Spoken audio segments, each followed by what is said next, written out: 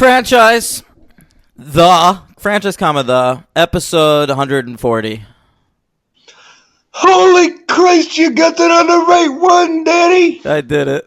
140, it's the first time since Kiss It Each. What's this voice you're doing? It's Frank Pentangeli. Oh, yeah? Maybe I'll do my impression of the week, Henry. You ready for this? I'm ready to hear it. So, how's it going? I think we're gonna record another episode of the podcast.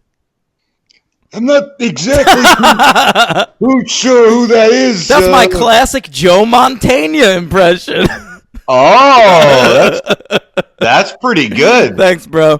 Whoa. Listen, we're talking about the franchise this week. Before we start, we're covering Godfather 2 and 3, all right? Let's get that out of the way. Godfather 2 is 3.5 hours, and Godfather 3 is the longest movie ever made. So, we watched a lot of movies this week. But before we start, I just want to get this right off the bat, Henry. We have a Patreon. It is up. It's done. It's done. So please, subscribe to the Patreon. We're going to do at least two bonus episodes per month. Okay? Yeah. And we know exactly what they're going to be. At least I do. I haven't told Henry everything yet. But it's going to be great, and that's going to be $5 a month. Give us $5 a month, all right? You can go one day without a coffee, you piece of shit. It's a McDonald's trip you can do without, you know? Yeah. Lose a couple LBs and gain a couple podcasts. There you go. All right. So that's coming up. You can do that right now. I believe it's the patreon.com/thefranchise, or you can find us. I have the link on the Twitter @podfranchise. Okay? Yes, it's so easy. Even I figured it out. It's true. Henry figured it out. And so that's available. Now, for one-time donations, we have some special tiers. You can give us $50, Henry. If you're a big fan, you want to give us a one-time only donation of $50. Any franchise movie that's in theaters now, pick for us, we'll do it. Is there a new X-Men movie out? You want us to fucking cover that? $50. We'll do the whole franchise. There you go. All right? $100, Henry. This is the top tier. These are for our white-collar criminals. It's true. You have to own property in Manhattan to afford the $100 tier. Yeah. And what we're asking you there, you can pick any franchise in movie history. We'll cover it. And that's not going to be bonus episodes. That's going to be on the main feed. We'll cover it. Whoa. All right? Whoa. Yeah. So... Yeah. Pretty big. Yeah. So you can go ahead and do any of that right now. But all we're really asking is $5 a month. Subscribe. You'll get at least 2 extra podcasts. That's sounds like a good deal to me, man. Sounds like a great deal. All right. You might get bonus podcasts. Maybe I have something to say about the new Survivor season. I'll post 10 minutes of me yapping up there. Oh, is that what we're okay? Whatever the fuck we want, honestly. But we'll post like 2 structured, full-length, normal podcasts too. Okay. Yeah. All right. Okay. So, yeah. Patreon, check it out. The franchise. We told you we'd do it. It's done. We did it. It's done. Yeah. All right. Yep. Henry, Luke, should we start the Godfather Part II? We're talking about that. Yes. All right. Yeah. Well, this is a movie. It's highly regarded. I'll tell you that much. Yeah, There's people out there that enjoy this film. Yeah, to say the least. I have quite a bit to say about this rewatch. I got to say. Oh. Yeah. Well, I'm excited to hear it. Now, this movie comes a mere 2 years after the original Godfather, which is fast. Very. It's amazing that they pulled this 3.5-hour movie out of their tight little buttholes, and they just like shit it out onto the screen, and it's considered one of the great movies ever. And the same year as The Conversation. Yeah, Coppola had 2 movies out this year, and they're both all-time classics.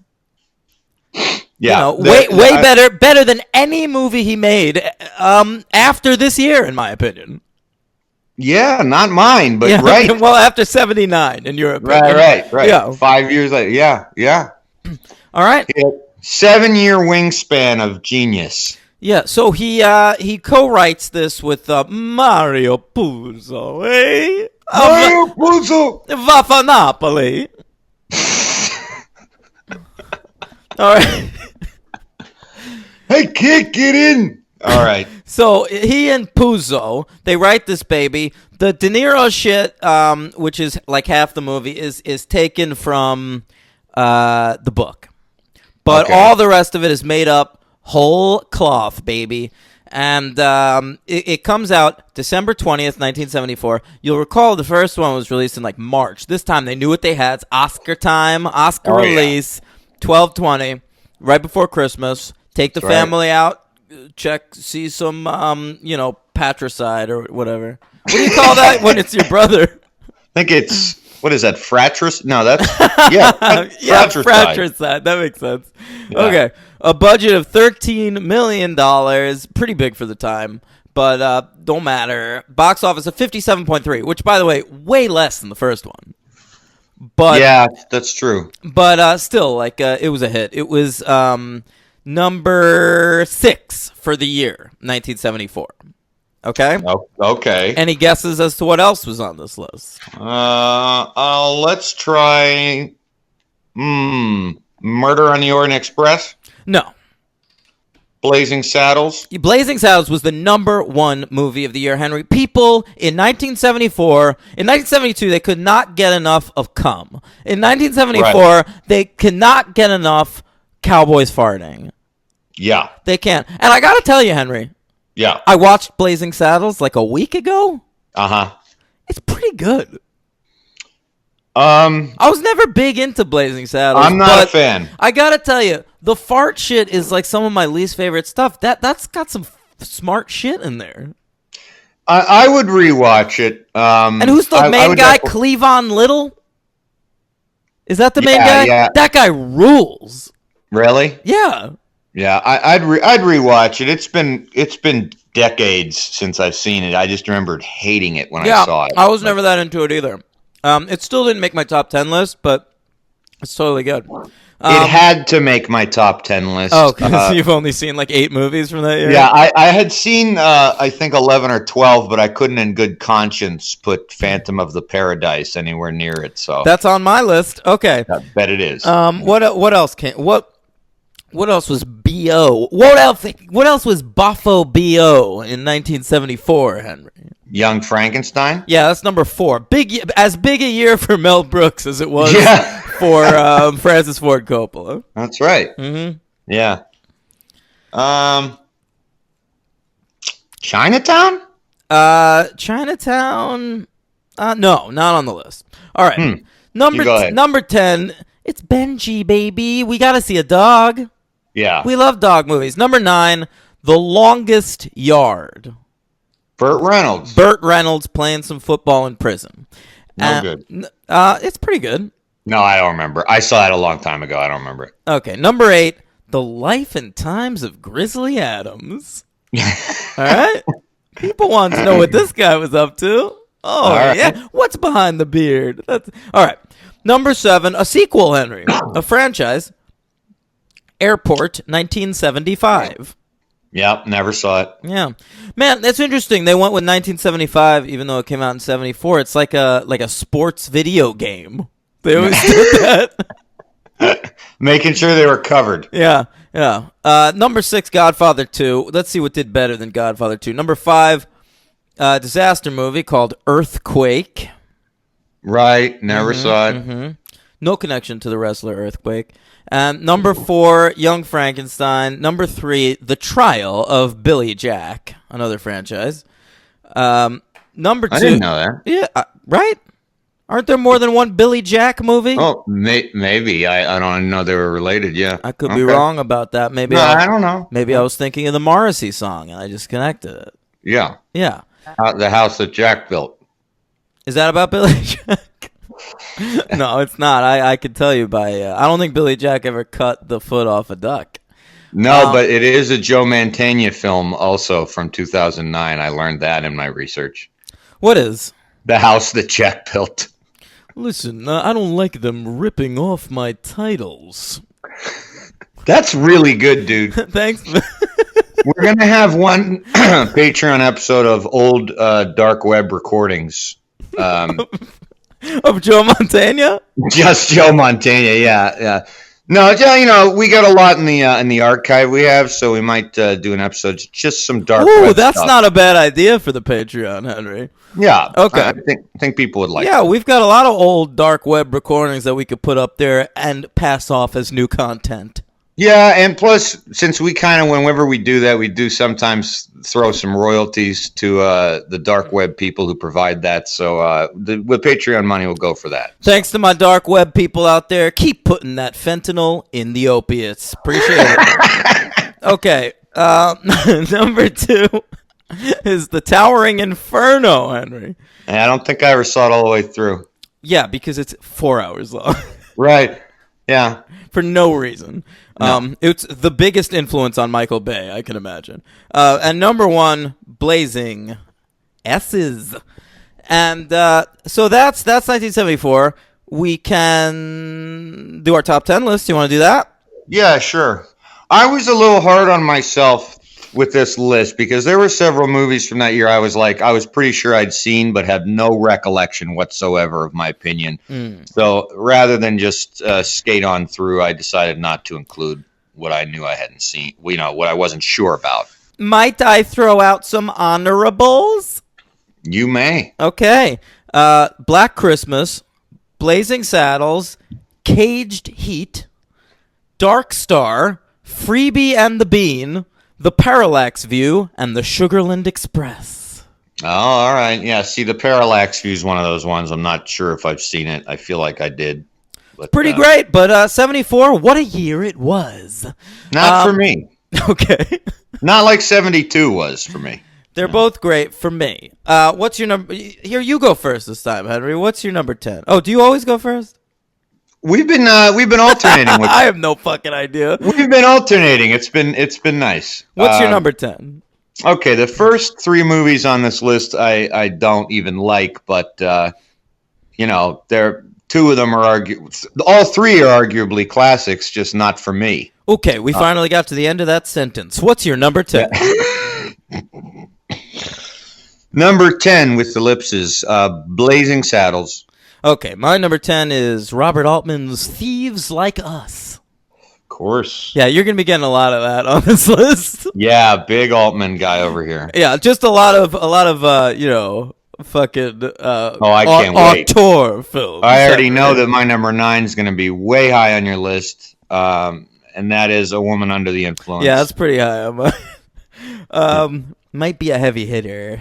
I watched that at almost basically metaphysical gunpoint by all of you guys at the store one time. You made me fucking watch it. Really? So. Was it just because we wanted you to see a Cassavetes movie?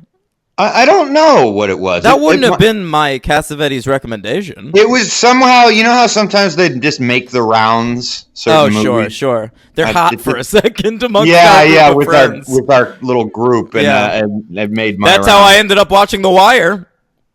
Me too. I just couldn't fucking escape it for like a year of my life. So Me too. Better give in. Yep. Worthwhile. I'm glad I did. Yeah, me too. Okay, my number 9, Henry. Yeah. Is Young Frankenstein. Oh, okay. A little low. All right. It's a great year. What's your number 9? I already said it. What was it again? Woman Under the Influence. Right. And what's your number 8? Number 8, a very boring movie, The Great Gatsby. That movie fucking sucks, dude. It's not very good. I mean, it's better than that piece of shit that came out a few years ago. Right. With I didn't see with it. old Leo. I saw. Listen, Great Gatsby is probably a top 10 favorite novel of all time for me. I know it's not exactly an obscure choice, but it's pretty great. And I fucking hate every screen version of it. They're all terrible. Interesting. Yeah, I never cared for the book, but it's been a long time since I read it. Well, you're probably good. In all fairness, I was like a very young teenager when I read it, so it'd probably be quite a different book to me now. I don't know because Probably, man. because I've accumulated such wealth and power. Yeah, I know. At that point, you were just like, but I want to read Tropic of Cancer. All right. My number 8, a film by one of my favorite filmmakers featuring one of my favorite soundtracks of all time, and that is called The Phantom of the Paradise. Jesus Christ. That is fucking garbage. It's a great, great movie. Oof. Yeah, that was on our De Palma rankings. I think that might have been last or near there. Nah, it was up there for me. It was probably around number 8. Okay. All right. What was your number 7 here on this list? All right, now we get into movies that I like. Murder on the Orient Express. Yeah, that movie's all right. I like it because it's a bunch of people trapped somewhere together. Sidney Lumet is a very fine filmmaker, but I don't know. That's just not one of my favorite Agatha Christie mysteries. I don't know that I know any other ones. Well, I just don't love the. I don't know. I don't think the twist ending is done particularly well in that Sidney Lumet movie. I actually kind of maybe even prefer that fucking Kenneth Branagh one from a couple years ago. You know what? I tried watching that about 3-4 months ago. I couldn't get through it. Really? I enjoyed it. No. Anyway, you got to get through Johnny Depp, but other than that, it's a good movie. And Josh Gad. Is he in that shit? I don't remember that. Yeah, I fucking hate Josh Gad. Yeah. God, he's like only a little bit better than Dan Fogler. Might have some dark web conversations with Kenneth Branagh and Josh Gad. I love it. Fucking Kenneth Branagh could tell us what it was like to work with Mel Gibson, and Josh Gad could tell us what it was like to work with Billy Crystal. There you go. Yeah. Yeah. My number 7, Henry, is Orson Welles' F for Fake. Yeah, I always wanted to see that one. Never did. Great stuff. Yeah. My number 6, a movie we've covered, Death Wish. Really? Death Wish is number 6 on your list? Recency bias. As I recall, I think I only gave it a 3. Yeah, me too. Yeah, I told you this year wasn't strong for my my viewership. Strong list. Here's my number 6, Henry. A franchise I hope to cover someday soon. In fact, Jason Anthony Harris of public speaking fame, and of being on this podcast fame, and of already being a patron fame. Right. Yeah, he brought it up this week. And my number 6 is the Texas Chainsaw Massacre. I would. I've never seen it. The original? Never. Henry, it's a classic. Yeah, we got to do it. Yeah, Jason and Anthony Harris just found out about the mid-'90s Texas Chainsaw Massacre with, it's called Texas Chainsaw: The Next Generation, with McConaughey and Renee Zellweger, like before they were famous. Holy shit. Yeah, and I've seen that movie. It's, I think, maybe the only of the sequels I've seen. And I'm down for that anytime. Okay, I'm fucking in. And so Harris was saying like he wants us to cover that just so he has like an excuse to watch that movie, I think. Yeah. Okay, my number 6 is I just said the fucking Texas Chainsaw Massacre. What's your number 5? Well, these are movies I love. And Heavy hitter. Thank you. I was waiting for that. The grand slams, the slap shots, the 3-pointers, the touchdowns, the curling when the puck gets close to the circle. These are the heavy hitters of the franchise. Heavy hitters. I think we should have at least one Patreon exclusive Henry theme. Oh. All right, sure. Yeah, sure. So yeah. when we do our first Patreon only episode, there'll be a special theme for it. Yeah, all you non-paying fucks will never hear it. You're never gonna hear it. I'm sorry. You're never gonna hear it. No, you're never gonna hear it. Okay, what's your number 5? Not this time.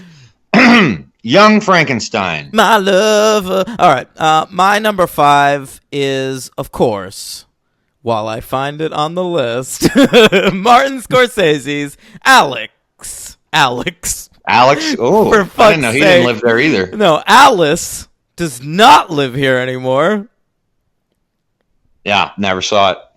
That's crazy. I know, man. Clearly, 1974 needs to be gleaned for me, and yeah. What a blind spot. Big time, man. I got Orson Welles, Scorsese on there. Jesus, yeah. All right, my number 4 movie is about one of my favorite composers. I knew this was coming. Time, and it's one of the very few movies. You know how I am about this stuff, folks. One of the few great movies that amplifies and understands the guy's music, and that is the great film Mahler. Okay. Yeah, I saw that on the list of movies that came out this year, and I was like, I barely know what that is, but it's going to be on Henry's list. Oh, yeah. You're a big Mahler guy. Yep. My number 4 is A Woman Under the Influence. Okay. All right, this is where it gets a little spoilery. Well, we're going to have the same top 3. I mean, maybe not in the same order, but it's going to be the same 3 movies. I don't think it'll be the same order, but right, it'll be the same 3. Jumping down, I believe, because this is a redone list, by the way. Mine too. Okay. Jumping down 2 spots Ooh. to number 3 is The Godfather Part II. Oh, Henry had issues with The Godfather Part II. All right, my number 3 is The Convo. That's my number 2. My number 2 is Chinatown. And that's my number 1. Right, and my number 1 is The Godfather Part 2. So fucking let's get into it. Oh, actually, first, before we get into it, I have a whole ton of like content about the awards situation that year.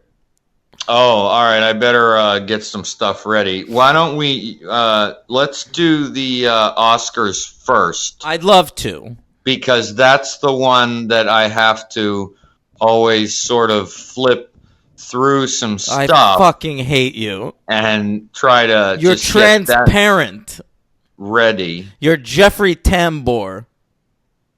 And yes, I do mean the part of his molestations. Jesus Christ. All right. Well, how many Oscars was it nominated for? A lot. I don't fucking know. Really? Yeah. It's The Godfather 2.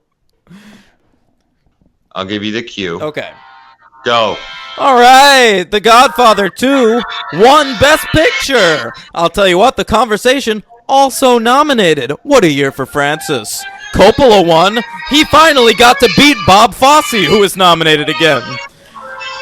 Al Pacino, sorry, buddy. You lost Best Actor to Art Carney for Harry and Tonto.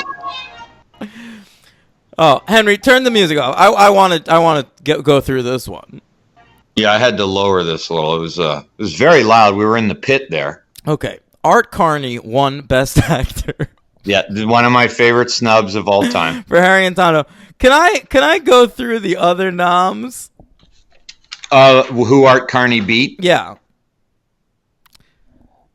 Yeah, so Pacino was nominated, of course, for Godfather 2. Yeah. Then you've got Albert Finney, by the way, R.I.P. Yeah. Yeah. A giant among men. He was nominated. Yeah, Dustin Hoffman nominated that year. All right. And finally, Jack Nicholson for Chinatown. Okay. So, what do you think when you think of those guys? Art Carney, baby. All right. Great stuff. Yeah. Robert De Niro. I almost called him Bob, Henry. We're such good friends. You know him. He won Best Supporting Actor. He did. Yeah. Also nominated, by the way, Michael Gazzo and Lee Strasberg, the legendary acting professor who was in this movie as Dewey McJewerson. Talia Shire was nominated for Best Supporting Actress, but she lost to Ingrid Bergman for Murder on the Orient Express. Sympathy vote. Yeah, probably. It won. Godfather won Best Adapted Screenplay. It won Best Score for Nino Rota. Justice for not being nominated for the first one. It won Best Art Direction. Good. And finally, it was nominated for Best Costume Design, but it lost to the aforementioned Great Gatsby, the greatest of all Gatsbys. And once again snubbed, Henry. Not nominated. Gordon Willis for Best Cinematography. Not nominated? Not nominated. Because I looked him up earlier and I thought, oh, Jesus. But okay, I was reading all about him and he had been nominated. Not for this. Oh my God, have mercy. Yeah. Okay, so. What the fuck, Can man? we move on to the GGs? Yeah, I'm still reeling from that Gordon Willis snub. Really bothers me. Really bothers me. Fucking hate you. Really. Oh, here we go. It's the GGs, the Golden Globes. It's the Hollywood Foreign Press, mostly French. They are mostly French. Yeah. And we might be doing a deep dive into some Golden Globe years on the old Patreon, so stay tuned for that. Okay. Golden Globes, they did not fare. You'll remember the Golden Globes were ahead of the curve on the first Godfather. They were. Not so on Godfather II. The Golden Globes were firmly in the Roman Polanski camp. Which, frankly, they've never really changed their stripes. They gave a Golden Globe to Bryan Singer this year. So they love child molesters. Well, Roman Polanski also did live in France, right? So at the time, was he not in America still? I think that's where he's been excommunicated to ever since. But I don't know if he had been excommunicated. No, maybe not at that point, but yeah. Parlez-vous, français. Okay. So Al Pacino lost Best Actor to Jack Nicholson. A little bit more understandable than Art Carney. A lot more understandable. A little bit. Perfectly fine. Francis Ford Coppola was nominated for Best Director for both Godfather II and The Conversation, but lost to Roman Polanski. God. It was nominated for Best Drama, which it lost to Chinatown. It was nominated for Best Score, which it lost to The Little Prince. Jesus Christ. It was nominated for Screenplay, which it lost to Chinatown. And finally, Lee Strasberg was nominated, oddly, for Most Promising Newcomer, which was an award they still had back then. And he lost. He was not promising enough for the Golden Globes to a fellow named Joseph Bottom for The Dove. Now, Lee Strasberg, of course, an actor who has been copied and acknowledged by all the great actors in film history, frankly. Yeah, but he also is one of those weird guys where, like, he didn't act a lot at all. Right. Well, he acted a little bit on the stage, but he was mainly an acting teacher. He's one of the originators and continuers of the Stanislavski method. Sure, the Stanislavski. Well, no, not the the Strasberg method. You dumb shit. No, but if you look it up, was he a Stanislavski guy? Yeah. Okay. Well, I'm looking up Joseph Bottom right now, and I can't even find him on IMDb. Oh, here he is. Oh my God, he looks like a crazy person. By the way, his IMDb picture is worth looking at. Oh yeah? Yeah. Yeah, it didn't go so well for this fella. The biggest credit I see, he was on the Net TV series, the TV series based on the movie The Net. Who are we talking about? Bottom here? Yeah, this is the Most Promising Actor of 1974. That's funny. When you first said that, I thought you said that the Most Promising Actor was Lee Strasberg. That's why. No, he was nominated, Henry. He lost. Right. Yeah, that would have been great if they said he was the most promising new actor, though. No, in fact, they said he's not the most promising, which is even funnier. Okay. Now, AFI. A student of Stanislavski, fucko. So all right. Fuck you. AFI.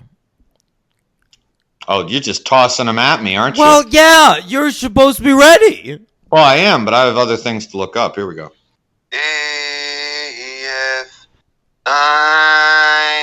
Okay, so when they did that original AFI hot 100, Hot 100, the best 100 movies of all time. It was number 32, and then they redid the list, still number 32. So the American Film Institute is standing strong upon this. The Godfather Part II is the 32nd best movie ever made, and they won't hear any different. They're done. Yeah. Michael Corleone, in this film in particular, is the number 11 best villain of all time. Villain, huh? Yeah. All right. You know, I guess. And they went with keep your friends close, but your enemies closer as the number 58 best quote. Now, is that quote from The Godfather 2? Because if so, that's a pretty impressive thing. Because that's like a major cliche at this point. Yeah, it is a major cliche. Michael says it to Pantangeli. No, I remember the scene, but yeah. I always thought he was just like saying a cliche.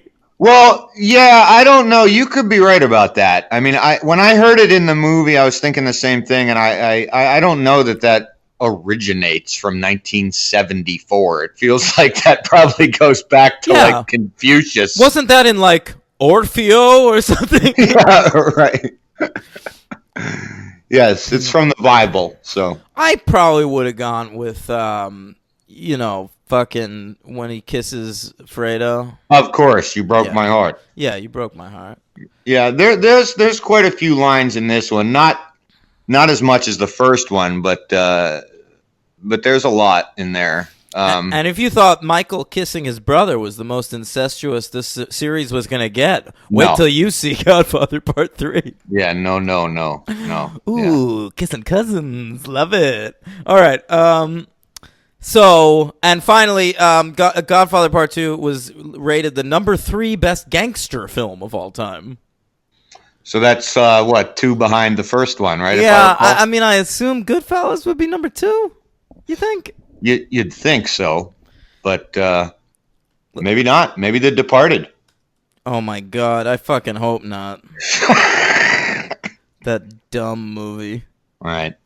All right, I'm looking it up. Gangster movies top 10, Henry. Here it is. Yeah, they went with Goodfellas number 2. That's wise. All right. Good decision. Yeah, it is good. They went with Pulp Fiction number 7. I don't know if I'd call that a gangster movie. Yeah. AFI. Love it. Great stuff. All right. Now, should we fucking talk about this movie? Let's do it. All right. What is your beef? Yeah. And so you'll recall last week that I said that for several years I considered this to be superior to the first one. Mm-hmm. And then I flip-flopped and went back to my original opinion. Yep, they call that the old John Kerry. Right.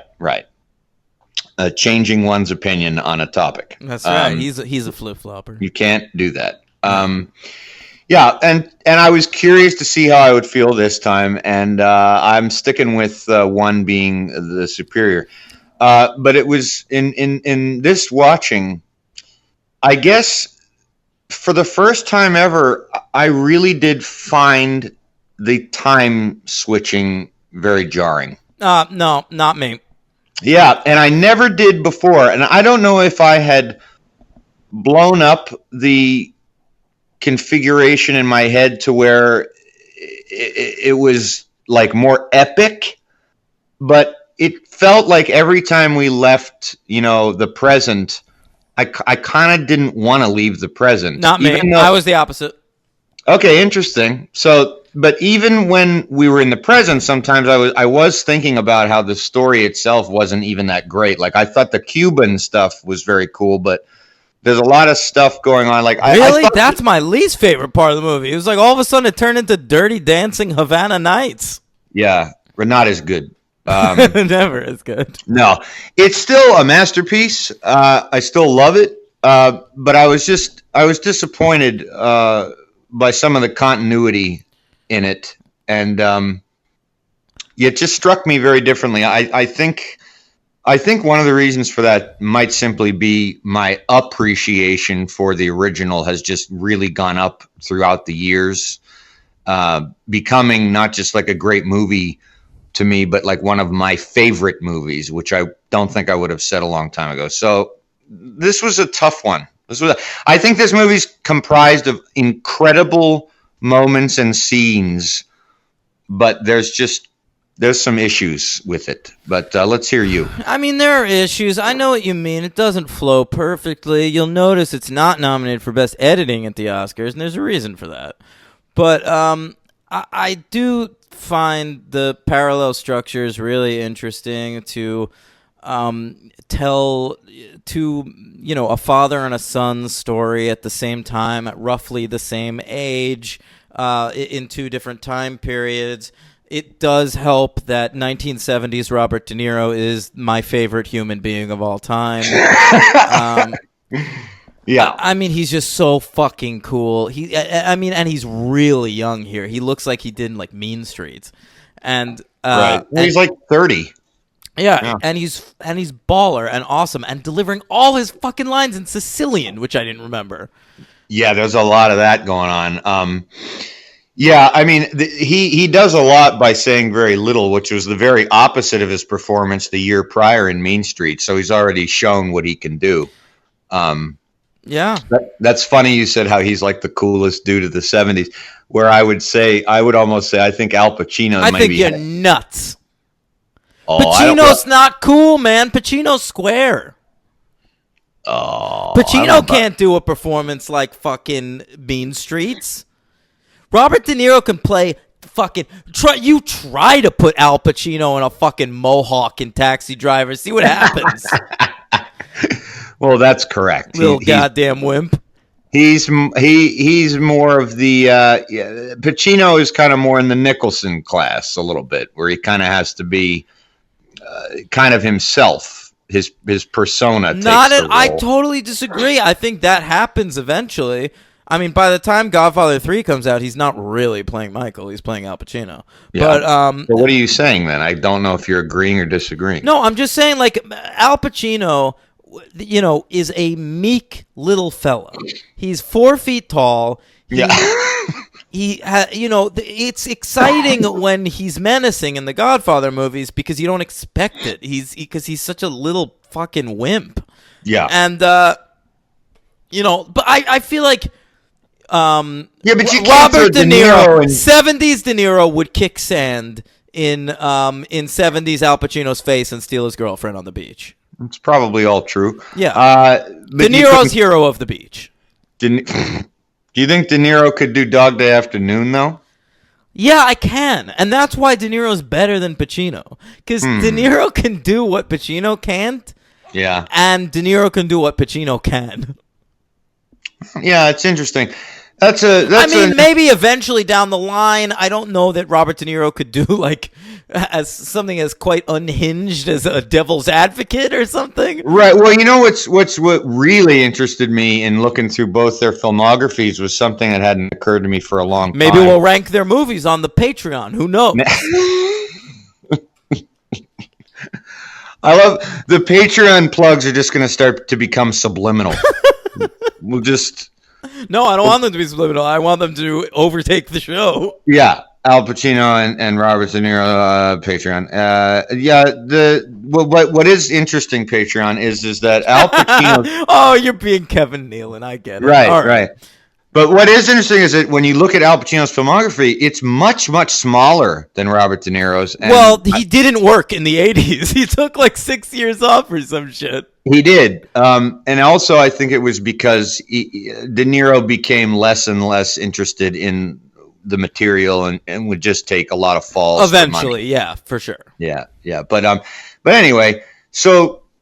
The flashbacks I thought were really good. I liked the beginning with how Vito comes to be and gets off of Ellis Island. I thought that stuff it's very moving, very cool. I will say, Henry, I do not need the scene where are you from, kid? It's like, he's from Corleone. All right, fine. You're Vito Corleone. It's like a fucking superhero movie where you like find out. You know when you do like the origin story in one of those fucking movies? Yeah, it's like how we found out Han Solo. You're traveling alone. No, totally. It's like that. Yeah. Now I like that. I thought it was cool. I mean, it's fine. I like all the flashback material. You know what it was? You know what I wanted to touch on with the flashbacks, which I didn't remember. Which I think what it was I liked the beginning of the flashbacks and how they started when they ended. But in that middle part where they're like stealing carpets and shit, like the music is really goofy, and just I kept thinking of Curb Your Enthusiasm because he uses that theme all the time. Yeah. I like all that stuff though because it's forgetting how funny, silly it but was. also menacing. But some of the silly stuff really works. That fucking guy who's like renting to his like mother's friend or something. That's great. When he's like trying to get out of the door of the office. Oh, that's hilarious. It's so funny. And De Niro plays almost the whole scene without talking. Yeah. He just gives that look. That De Niro look. Yeah. Yeah. Like I said, like once De Niro in those flashbacks starts to become a little powerful, I think they're better. But the Bruno Kirby stuff, I like all that stuff. I like him going to that silly play about Sicily and learning about who this Godfather fella is and sort of starting to understand the structure of the mob and Don Fanucci. Yeah. And that guy's an interesting little character actor from Italy. Yes. And that whole stuff is great. I really like that old New York material. It reminded me of Once Upon a Time in America. Yeah, I can see that. And this is before that, obviously, but, That was in production. Yeah, it was. It weirdly was. Yeah. No, it's funny because I hesitate to criticize it because I know I love it, and I'll always watch the movie a million times over. Just this particular watching, I'm giving my opinion of this, for this particular viewing, and I don't know. It just didn't grab me like I remembered it grabbing me a lot before, and I just used to find it flowed more seamlessly, and for some reason maybe on the heels right of The Godfather, maybe that screwed it up for me because I've never watched them like back to back. Yeah. I don't know. If anything, this section in Cuba with Michael, I'm starting to get a little antsy, and I want to get back to De Niro. Really? But I never felt the reverse, really anxious. And frankly, the way this movie earns its 3 hour and 20-minute length is that I never really got antsy. The Godfather 3, Henry, and we'll get there in a minute, is 2 hours and 40 minutes long. So it's like almost a half hour shorter, maybe more than a half hour shorter than Godfather 2. And I couldn't wait for it to end. It felt like it was never going to end. Well, I will say that, and this speaks to how much I love Godfather 2, is that it's really long, but I still never. But I think the parallel structures really help because, like, maybe you're right. It cuts to another thing, and then you're like on another. It sort of refreshes the movie. Yeah, you could be right on that. Yeah. It also was funny. I never did get a chance to buy the Blu-ray, as I said I was going to. So I had to change discs.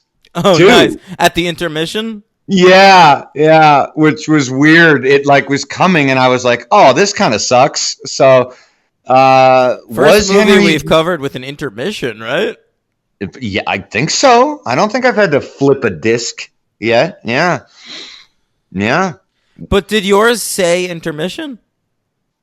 No, it didn't have the dignity to do that for me. It just said insert disc 2. Oh, that sucks. Yeah, it did. Yeah, was my viewing colored by the way I had to watch it? Very possibly. Bad transfer, flipping discs, maybe. Flipping the disc. Slipping the BS on the BS. Stop. Slipping the BS. For another $40 a month, you can have me doing a. You can have Henry. 34 Henry minutes. will record that as your ringtone. Yeah, I will do it. Absolutely, be your ringtone, and you know how they like, you can go on YouTube and you find like ambient sounds for like 4 hours. I will record a 5-hour loop of Slippin' the Bass. So love it, Henry. Patreon. So there's the whole stuff happening. Listen. Senator Geary, love him. Who's that? Senator, the fucking sleazy senator who gets caught with the hooker and all that stuff. Oh yeah. That's great good. character actor. Also, that's one major thing I wanted to ask your opinion on. Mm-hmm. I had always found the present day plot to be very convoluted, but this time I was able to make heads and tails of it. Yeah, me too, but it is convoluted. Ultimately, you got to just go into it for the big moments. And right. So, I love the like who put the hit on Michael, then who put the hit on Pantangeli, and then because there's nothing like the first one. There's a lot you have to kind of just. It's implied. You know what, man? I could sit here for like 20 minutes and explain to you the plot as it exists in Godfather Part II. But here's the plot, Henry. So they're having the communion, and priests are putting their dirty little fingers into little boys' mouths and placing crackers on their tongues, and then. And then they're having a party, and it's like the first one. People are going to like ask Michael for favors and shit. There's that one drunk guy, and he's very funny and kind of sad, and he makes a scene. Then some people try to kill Michael, and he survives and saves Diane Keaton. And then he finds out it's this Jew bastard, and he goes to Florida to find the Jew bastard. And they have like a brief truce, and then it turns out, Fredo, John Cazale, is involved, and he's betrayed Michael. Michael then has him killed. Boom. Pretty good. That's all you need to know. Pretty good. Patreon. The other thing is about it is that it is sort of just about, really about Michael. And so it's kind of like in the first one where it gets convoluted. All you need to know that if I could say the entire plot of the first one by saying Don Bartzini's behind the entire thing. So in this one, you could say Hyman Roth is behind the entire thing.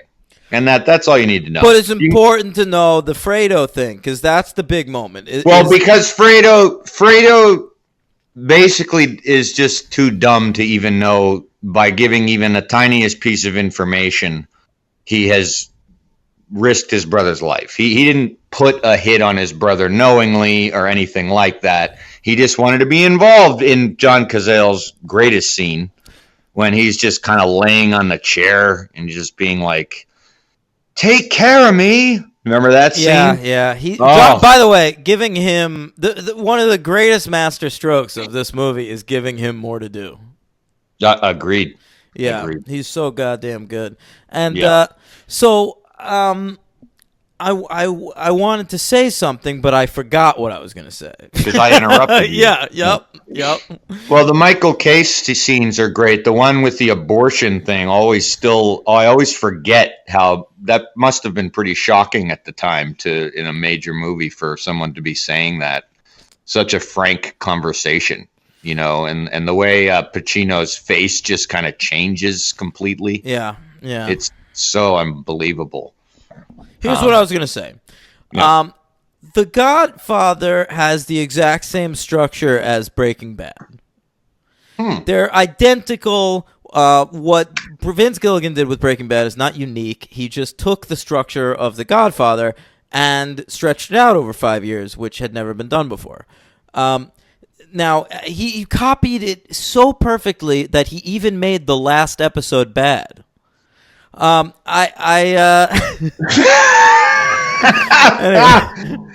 a second. Yeah. I said it. The last episode of Breaking Bad's fucking awesome. It's not very good. You're fucking nuts, Patreon. So what this one comes down to is the big moment when he kills he has Fredo killed. That's the point of no return for Michael. That's right. I feel like the end of Godfather 1 is like Walt when he let Jane die, and then the end of Godfather 2 is like Walt when he let that little boy be poisoned. Oh, Yeah, there's no coming back from that, dude. interesting. Yeah. Yeah. Walt does so many shitty things. I feel like Walt is worse of a person than Michael Corleone.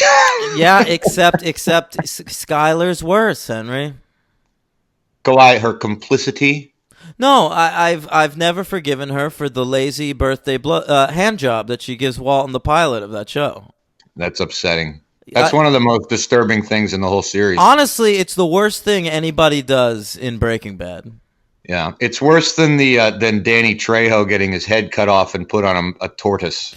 Yeah, a worse thing to do is give that lazy a hand job on someone's birthday. Now listen, for $120, speaking of hand jobs, all right. Oh, stop it. No, I don't even want to joke about that. Stay away from my dick. Oh, you're saying we'll give them one. I guess. No. Yeah. Oh, no. okay. Henry, Yeah. you got more to say about Godfather Part II? Well, there's a lot. I mean, I want to give more props again to Duvall. He seems to have a little less to do in this one. Yeah, but, he's way bigger a character in the first one, but he's still his kind of presence is appreciated. Honestly, the weirdness of Godfather is I don't like how some of the characters come in and out of the movies, and it is largely because of contract disputes and shit. It has nothing really to do with the actual plotting. I mean, James Caan didn't come back for this one except for that one scene, and he demanded the full salary he got in the first one to be in that one scene. That is a great sequence. I always forget about that sequence. I goddamn love that sequence. I love scenes like that in stuff. Yeah, I think that it's sequence just an aside, almost like this is what things were like in happier times. I think that is one of the most powerful sequences in the movie. I agree too, especially with Fredo being the only guy to support Michael going into the military. That's great. Yes, it's really, really powerful. I always forget how it kind of just fades out on Michael sitting at the table. Popping that at the end is brilliant. It's the best ending of any of the three, I think. Including the first one, and really honestly, I agree with that. The last 15 minutes of this movie are goddamn maybe the high point of the franchise.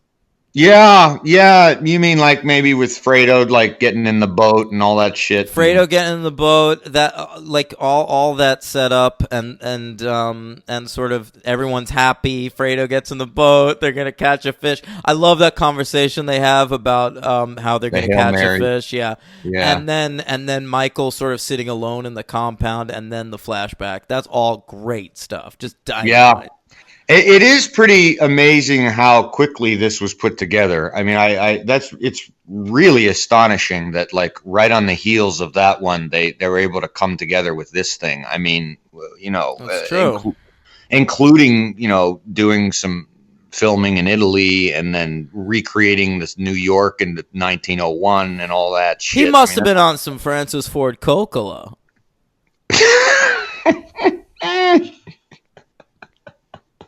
Wow. Yeah. So that's pretty good. I wonder what Joey Zaza would say about that. Yeah. Listen, you gotta celebrate your Italian heritage. I'm from Sicily, and the thing about us Sicilians is we like our pizza to be square. All right. Oh man. They love it. If I were alive to fucking kill, what do we do with a piece of dog shit like that? Henry, are you Sicilian? No. So you like your pizza circular? No, my family comes from Abruzzi and Napoli. They like a circle pie over there? I've never been to Italy, unfortunately.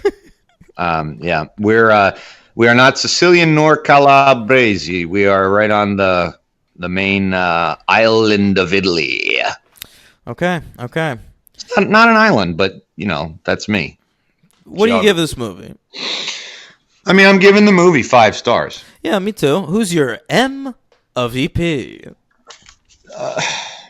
this was a little bit hard for me because I really wanted to give it to John Cazale, but I'm going to give it to Al Pacino. Ooh, see, I really wanted to give it to John Cazale, but I'm going to give it to Robert De Niro.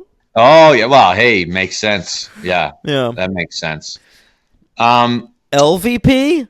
Very, very hard. I could say you were just talking about contract disputes.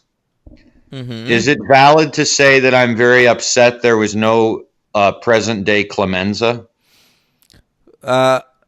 Oh, yeah. I know that's a weird one because who That's cares about because that he guy? didn't want to. They had this other storyline for him where he like turned on the family. He didn't want to be part of that, so like they took him out. I don't know. It's all fucked up. But Yeah, there's also no Brando, which there was supposed to be in that flashback scene. yeah, I don't know, but I don't know, man. All the performances, all the way down to the little teeny ones, are really, really good. So I mean, who's your LVP? boy, I feel like I had one when I was watching the movie and I've lost it. You know what? Maybe I'll give it to the editor. The editor? It's not that guy's fault. I mean, it's Coppola put it together this way. Well, you said it was the reason it wasn't edited. You know, the esteemed Academy didn't give it any. No, I don't. You're right. Coppola has the final say on that. Well, I'm not going to give it to Coppola. Yeah, I mean, no, you can't give it to Coppola. I'm looking. Hey, by the way, did you catch Harry Dean Stanton? Oh, sure did. Sure yeah, did. he's in there for 2 seconds. Nice to see Oh, yeah. him. Oh, yeah. I don't know, honestly. I don't feel strongly about anyone for an LVP. It's the Godfather Part II. Leave me alone. I am with you. I'm with you 100% on that. So we both give it 5 stars. I do have a small superhero count. My impulse is to go with Troy Donahue, but I kind of like that character. I know. You know what? I almost did too. That's Merle. Right? Yeah, Merle. Yeah. He's kind of perfect, though. Yeah, he is. He's like this waspy, gray-haired, barnacle on Connie. Yeah, totally. We're getting married. I don't know. I'm not that. I like him in this actually. So whatever. No LVP for me. No LVP for me either. Shall we get to the superhero count? Yeah. I'd love to hear it. Okay. Let's go for it then.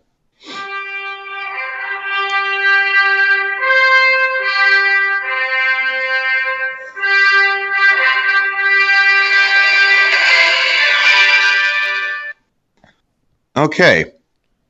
These are some interesting ones here, man. I'm going to say my LVP is Bryan Singer. For the Godfather Part II. All right. I'll He's jump probably on seen that. it. Yeah, I'll jump on that. His viewing of the Godfather Yeah. Part II. Yeah, I'll jump on that train with you. Number 1, we have the actress Mariana Hill, who played Deanna Corleone, Fredo's wife. Yeah. In that great scene where she's drunk and falling all over the place. Oh, yeah, that boy. is a good scene. God, that's uncomfortable to watch. Mm-hmm. Poor Fredo. Well, she was in an episode of Wonder Woman. No. The Incredible Hulk. No. The Flash. No. The original Batman. Yes. Okay. Played a character named Cleo Patrick. Weird. Okay. Cleo Patrick. Yeah. Like Cleopatra. I got it. Okay. Next, we have the actress Yvonne Cole, who played the Havana nightclub singer named Yolanda. Sure. This took me forever to cull through this cast. Let me tell you that. You already named what she was in. Want to go through that again? Wonder Woman. No. The Incredible Hulk. No. The Flash. Yes. Okay. She played Carmen Hijuerjos. Sure. Okay. And then, of course, the third one is Harry Dean Stanton because he was in... Oh, it was like the Avengers, right? Right. Yeah, he pops up in that. There you All go. right, is that it? That's it. Oh, fuck yeah, bro. Let's move on to The Godfather 3. We're moving at a nice clip tonight. I'm into it. Yeah, the editing in this is a little smoother than The Godfather Part II. Whatever. The Godfather Part 2 is like almost perfect movie. I totally agree. Yeah. Godfather Part 3, Henry. Godfather Part III. Or as Francis Ford Coppola wanted to call it, the death of Michael Corleone. Yeah, that would have. I mean, nothing would have saved this thing. No, and I've always had a shitty opinion of this movie, having forgotten always that it was nominated for Best Picture. Holy shit, the amount of Oscars this piece of shit was nominated for. Yeah, I'm not going to play a theme again. You go ahead. That's fine. Listen, well, I'm not there yet. So, anyway, they wanted to call it The Death of Michael Corleone because they saw it as more of an epilogue than a third part. Coppola, of course, accepted the offer to do The Godfather 3. They had been developing it since the late 70s when Dean Reisner wrote a draft of this in 1979. He's, of course, we've covered him. He wrote Dirty Harry and I think The Enforcer. Oh. Yeah.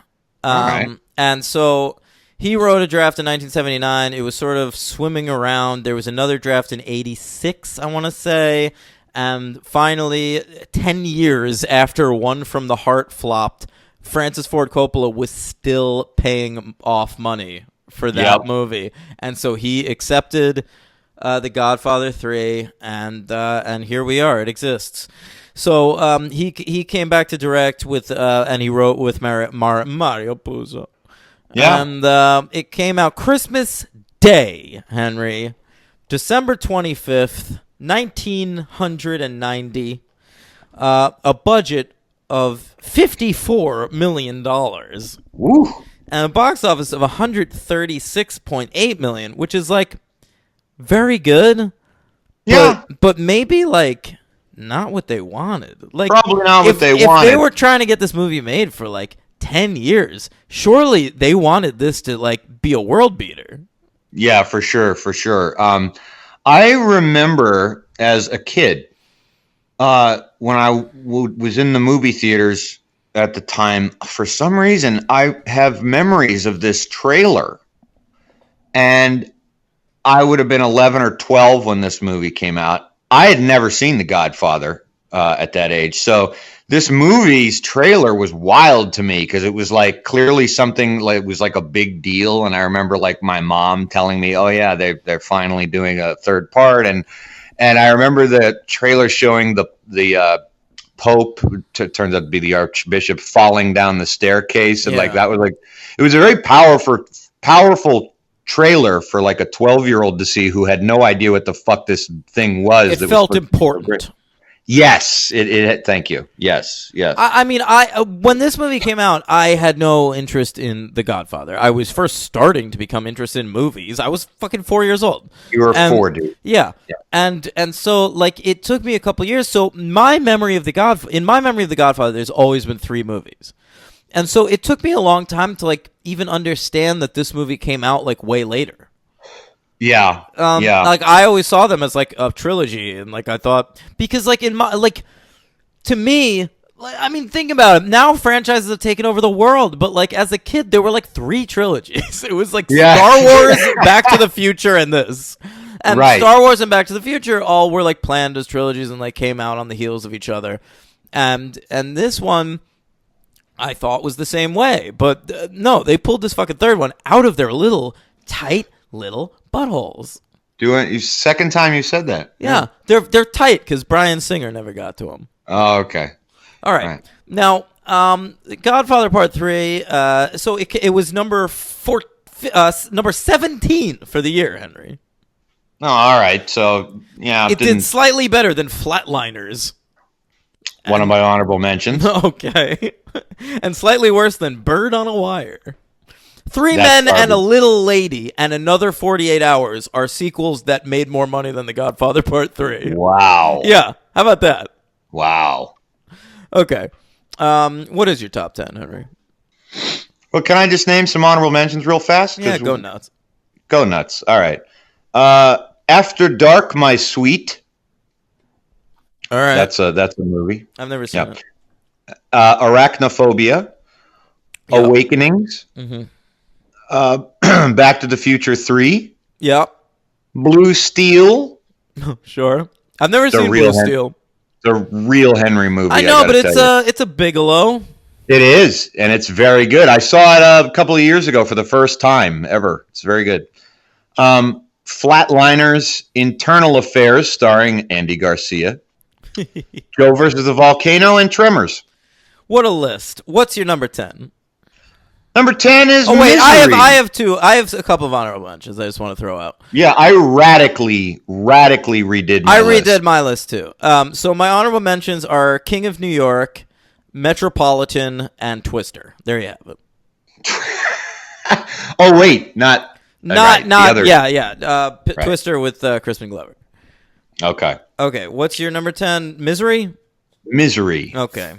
My number 10 is Arachnophobia. Excellent. My number 9 is Total Recall. Great movie. My number 9 is John Waters' Cry Baby. Never saw it. Never will. You just don't have any interest in John Waters, even though he's one of the greatest filmmakers of all time. I think he's one of my favorite people. I think he's hilarious. I'm just not a big fan of his movies. Yeah. All right. What have you seen? Oh, you'd have to list. I don't know. I don't know that you've ever seen a John Waters movie. Oh, of course I have. I don't think you have. I saw one in theaters, actually, with True Detective Stephen Dorff. That one? Yeah, okay. I didn't don't go judge, with him. Don't judge us on that one.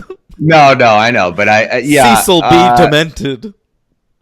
Yes. Yeah. That was unwatchable. That's not one of his best work. I'd have to go through. All right. What's your number 8? My number 8 is Tony Scott's Revenge. Oh, God. Of course. Yeah. My number 8 is Total Recall. Nice. My number 7 is Franco Zeffirelli's Hamlet. I knew you'd have that on your list. Yeah? Yeah. I like that Hamlet. It's a great Hamlet. It's a good Hamlet, yeah. Yeah. My number 7 is Misery. Oh, similar so far. Mm-hmm. My number 6 is the great David Lynch, Wild at Heart. That is a great David Lynch. My number 6 is a film that I believe was made in 1986 but did not get a release until 1990. Henry, Portrait of a Serial Killer. I've never seen that. What a masterpiece. Michael Rooker. Heavy hitters. These are the grand slams, the slap shots, the three-pointers, the touchdowns, the curling when the puck gets close to the circle. These are the heavy hitters of the franchise. Heavy hitters. Robert Altman, making his list and final debut on Henry. You got shortcuts on there? No. I don't think I've ever had a Robert Altman movie on any of my lists ever in the history of this show. Vincent and Theo. I've never seen that one. Yeah, it's fantastic. Okay, I'd love to watch that. It's one of the few Altmans I've never seen. I will say, if anyone ever meets Michael Rooker, can you ask him to do a cover of the Heavy Hitters theme song? I would love that. Wow, that would be pretty cool. Yeah, thanks a lot. My number 5 is the aforementioned Wild at Heart. Ah, all right. All right, you're going to just shit a pineapple with my next two choices. No. Well, maybe you won't. I think this is going to shock and awe some viewers. This is just my state of mind now, people. Okay. What are you referencing? Nothing. Oh. I'm just saying that, this will change. But right now, no, I'm proud of it. I'm happy with this. I love this movie. Number 4 is Jacob's Ladder. Yeah, that's fine. Right. My number 4 is Spike Lee's Mo Better Blues. One of the few Spike Lees I've never seen. One of his best. No. I think this is going to blow some minds right now. I'm ready. Dropping to number 3. Oh my God! Is it Dances with Wolves? Yes. Oh, yes! Oh, justice and sanity prevail. I'm not happy, but I had to be honest with what has been nearer and dearer to me throughout the last decade. Well, you're certainly disagreeing with the Academy. Yeah. So that's number 3, Dances with Wolves. I'm sorry, Mr. Costner. All right. My number 3 is, I'll tell you what, a movie that Winona Ryder dropped out of this movie to appear in. And that is Edward Scissorhands. Oh, okay. Yeah. This was tough for me, but felt right when I made it. Number 2, Miller's Crossing. That's my number 2.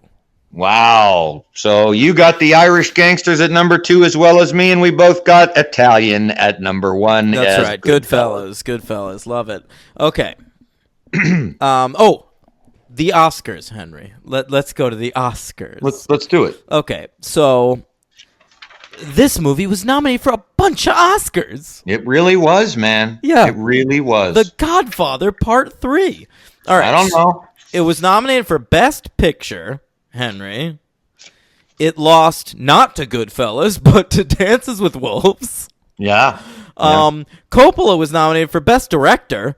He lost not to Martin Scorsese, but to Kevin Costner, the best of all directors. Now, okay, now that you've heard that I've dropped Dances with Wolves, is Dances with Wolves a better movie than The Godfather 3? Oh, Henry.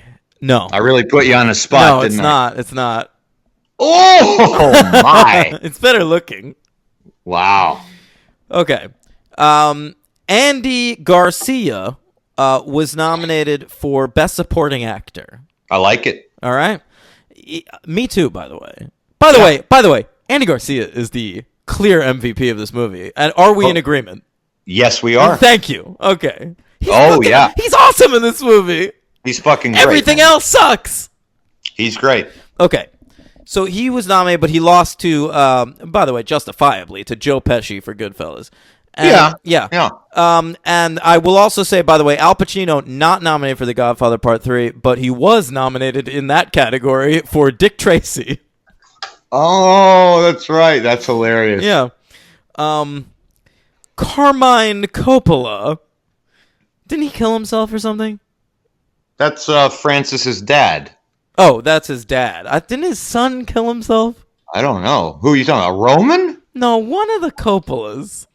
Well, that's a big clan, man. I don't know. Anyway, Carmine was nominated for Best Song. Right. But he lost to a song called Sooner or Later, I Always Get My Man. I know that song. Yeah, that's from Dick Tracy. Yeah. Stephen Sondheim wrote it for Madonna to sing. Dick Tracy. The Carmine Coppola song, I saw that and was looking up. It's just the theme from The Godfather with words to it. So it's the bit at the end with guitar. With the son. Yeah, a little strange. I would think that super bullshit fucking rule. Weird. I would think that bullshit rule that applied to Nino Rota all those years prior would have applied to this. Well, this is song. Maybe song is less strict than apparently. And Henry, isn't it weird that the two Michael's kids are both like really fucking important to this movie, and neither of them are played by actors? Like, everyone remembers that Sofia Coppola played the daughter, and is just amazing. Like, I mean, honestly, she makes the movie. Like, if you just cut together the Sofia scenes into a movie, I'd watch that, because they're very funny. Oh, they're Dad. Yeah. The other guys. I love you. Don't break up with me. I love you. Poor thing. Yeah. But the other guy is just like a fucking opera singer. Yeah, he really is. Who remembers that? Who remembers that the entire third act of this movie is just an opera? I do, because it was one of the most entertaining parts of the movie. Think about it. You just got to watch Cavalleria Rusticana, if you didn't like the movie. Boring. It's a great opera, man. Yeah, but in the context of this movie, it's boring. And you want to know something funny? What? The movie, you said it's like what? It's like 2 hours and 50 minutes or something like that? Sure. Yeah. That fucking opera is like an hour, 5 minutes in actuality. Yeah, that's how long this movie should be. If you're making listen, this movie is only 2 hours and 45 minutes or whatever. It is only that long because the other ones are long. So they felt they had to make this one long. It's got another plot that's actually very, very uninteresting too. Which one? 3. What? That's what we're talking about. The Yeah. plot. Oh, you mean just the plot in general? Just in general. Oh, yeah. Who could possibly care about So- anything that's happening in this movie? Yeah. I will say that on this viewing, I didn't think it was quite as horrible. I did. Henry, honestly, Did you? honestly, I went into this movie saying, I remember this movie being a 2. And to me, the struggle is going to be whether to give it the 3. Because Okay, I that's totally remember fair. there being things I liked about the movie. And then I'm like halfway through the movie, and I'm like, I might give this a 1. No. Look, man. Look, all right. This movie is garbage. Wait, I need to finish the awards, Henry. Yeah. I'm sorry. No. It was nominated for Best Art Direction. It lost to Dick Tracy. It was nominated for Best Editing. It lost to Dances with Wolves. Not much editing going on in that fucking 5-hour movie. And cinematography, was Gordon Willis the DP on this? Yes. So he was finally nominated. That's what I thought. Yeah, Okay, but so he that's where I lost. screwed- But he lost to Dances with Wolves. Well, yeah, but okay. Okay, give me the GG's theme. Oh boy, they got GGs too, huh? Yeah, they got all the stuff. Wow. All right, here we go. It's the GGs, the Golden Globes. It's the Hollywood Foreign Press, mostly French. Listen, it was nominated for Best Drama. It lost to Dances with Wolves. You would think maybe the Golden Globes would have their heads on straight. I don't know why I would think that, but like...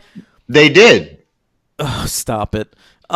Al Pacino was nominated for Best Actor. He lost to Jeremy Irons for Reversal of Fortune. I love it. That's great. Mm-hmm. That really is a great movie. I don't know why I overlooked that for my 90 list. At least deserves an honorable mention. Did you ever see it? Nope. Really good. Andy Garcia was again nominated for Best Supporting Actor. Now listen to who he lost to, Henry.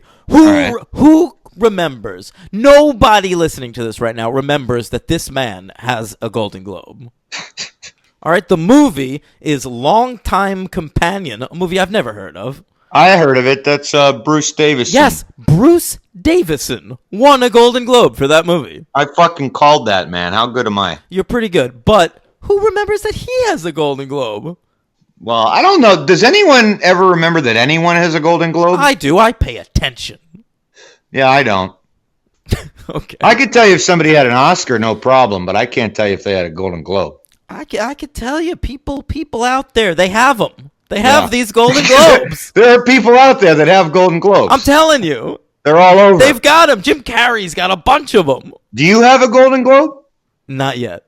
Okay. Yeah. I didn't know. I'm hoping to get one eventually. Maybe I'll be the best newcomer Yeah. at the age of 70. Yeah. All right, so it was nominated for Best Director. Kevin Costner won, of course.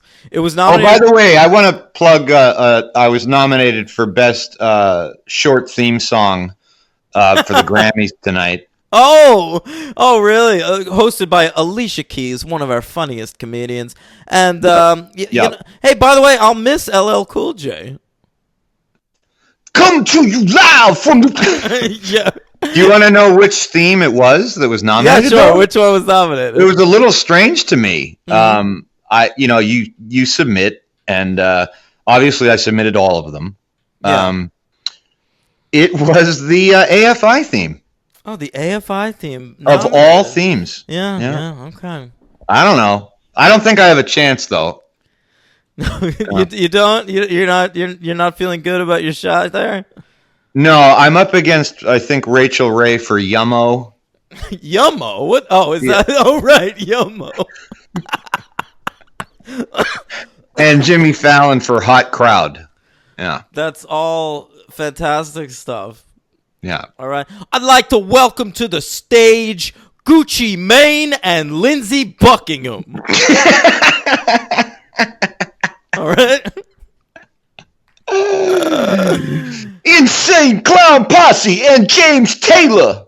Insane Clown Posse. That's who you're referencing? I tried to think of the craziest thing Sure. in my right. old man mind. Yeah, that is your old man. Even Gucci Mane is not very current. All right. Hank. Wait, there's more. It lost screenplay to Dances with Wolves. Okay. It lost best score to The Sheltering Sky, which I've never heard of. I've heard of it, but And Carmine Coppola lost best song to a song we've covered, Henry. Blaze of Glory by John Bon Jovi from Young Guns 2. ooh, Yeah. boy. Henry, how Bon about Jovi has a wow. Henry, do we have a Razzies theme song yet? We certainly do. I'd love to hear it. All right. Oh, I know it. The Razzmatazz. The raspberries, no razzmatazz, all we're lacking is a little pizzazz, 'cause it's the golden raspberries, it's the worst of the worst, not the best of the best, it's pizzazz gone raz. Okay, so Sofia Coppola won 2 Golden Raspberry Awards. Yeah. One of them well-deserved. The other one, I think, went to the wrong person, Henry. So, Ooh. so she won Worst Supporting Actress. That's fine. Sure. All right? But she was also nominated for Worst New Star. And Okay. I'll tell you another actor who was nominated for that award that year. Oh. A young man by the name of Donald Trump. The fuck out of I here. swear. For Home Alone 2? No, for he was in Ghosts Can't Do It with Bo Derek. I've never heard of that. Yeah, it's directed by Bo Derek's weird adult. You know how Bo Derek was like 14 when she met her husband who was like 40. Who is her husband? I think his name is John Derek. Okay. And so I didn't know that. this weird like erotic movie that he made in 1990, and Donald Trump has like a role in it. So he is the proud recipient of a nomination, Yeah, but he lost to Sophia. I know. But he has a nomination for a Golden Raspberry. Yeah, and I think given where their careers went, I know he's president and all, but I think Sophia has the more respectable career at this point. I'd say so. Yeah. Anyway, so Wow. anyway, let's get into it. The Godfather Part III. It opens with by the way, the opening of Godfather 2, that scene with the hand kiss is so goddamn good and well shot. Anyway. Wait, in the opening of 2, you mean? Yeah. But how does 3 open? Oh Jesus. Well, it opens at a party in a banquet hall. I feel like half of this movie is just people dancing around banquet halls. Well, they're always trying to. Well, they're trying to continue the tradition of opening with big a party. But, yeah. This one is prolonged and uninteresting. It's so long. It's longer than the fucking Deer Hunter wedding, and that is long. And that's a masterpiece, and I always found fault with that sequence because I thought that was too long. It is too long. I love it, but it's too long. I agree. So they're having this big party, and Al Pacino's there. He's got this weird gray flat top, and his voice is now like, hey, I'm an Al Pacino. Yeah, it's interesting. You see the absence of Pacino from the screen from like Scarface to Sea of Love, right? And clearly something in those 6-7 years. A lot of stage acting, probably a lot of yelling, smoking, and drinking. Yeah, has brought him down an octave. He sucks now. An octave. I know what you mean. Yeah, his voice is trans fucking formed, and so he's doing that. He's that guy in this movie.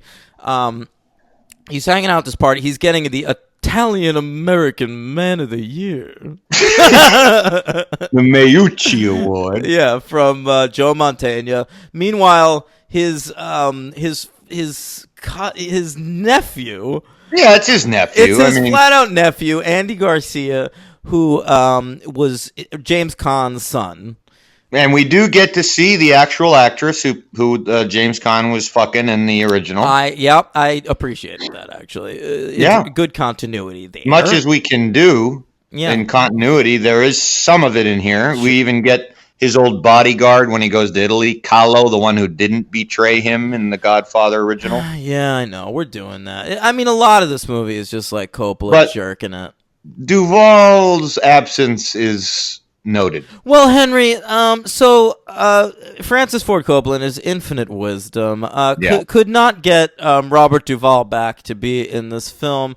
And so he was like, well, we need a presence like that. Who do we get? I know. George Hamilton. So strange. It's 1990. George Hamilton has been a joke for 15 years by this point. He had been a joke for at least 50 years. He's 15 years. He's a punchline, this guy. No, 50, man. What are you talking about? George Hamilton goes back way fucking back, man. Yeah, I know, but he was like an actor at a certain point. He was trying to do the thing, and he was a playboy or whatever. And it wasn't until like the 70s that he became a joke, and that's why he's in Love at First Bite and all that shit. Right. And Zorro the Gay Blade, which is one of the funniest movies ever made. I love that movie. Anyway. Never saw it. George Hamilton is not a good actor. He's fucking horrible. It's like, making a Godfather movie and just deciding you're going to put Grant Show in the movie. He's always my go-to soap actor. Or like I've got this new movie. It's going to be a Godfather movie. Who would be good for the role? John Schneider from the Dukes of Hazzard. I think that's who we need. Can't even get Luke. We got to get Bo. Yeah. The Christian. Yeah. Who should we get? We can't get Robert Duvall for The Godfather 3. Who should it be? I know. I got it. Dean Cain. It's going to be Dean Cain. Dean Cain. Yeah. Can fill the shoes of Tom Hangin. Hangin' Tom.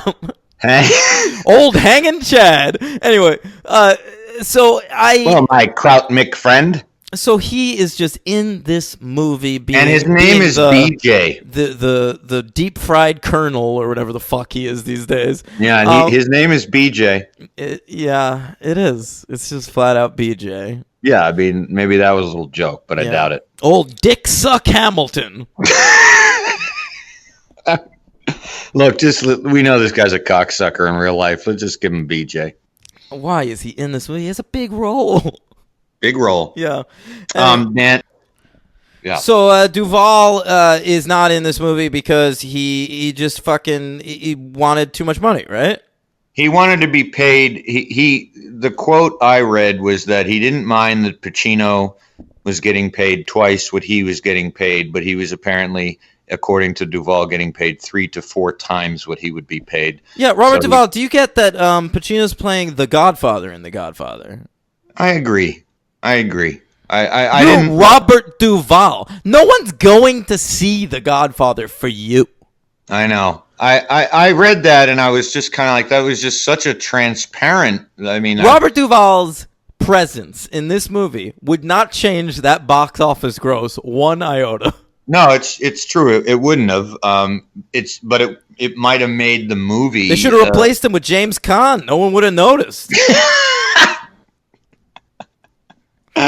By the way, speaking of Robert Duvall, yes. First movie comes out in 1972. Second movie comes out in 1974. He lost all that hair in those 2 years.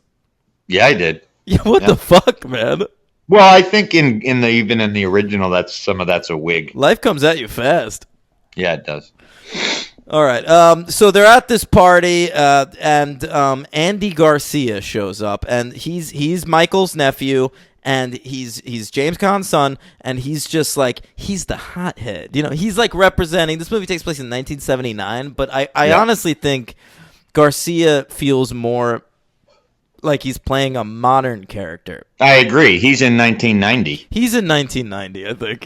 He's like the kind of gangster that's like, I watch Scarface a bunch. And you know who else is in 1990? I was happy to see her. Who? Bridget Fonda. Yeah, Bridget Fonda around, the gorgeous Bridget Fonda. Why not get her to play the daughter? Then you have a performance. Oh my God, you're totally right, dude. I thought about it when I was watching it. Yeah, just have Bridget Fonda. So anyway, they originally cast Julia Roberts to play the daughter. Yeah.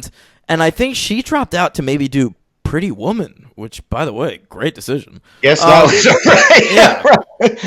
Yeah, good choice. Yeah, and then Madonna wanted to do it, but she was Too old. I think just too much money. She was too old. Yeah, I guess she's too old at that point. No, that's what Coppola said, apparently. Oh, really? I think she was already in her 30s. Yeah. Yeah.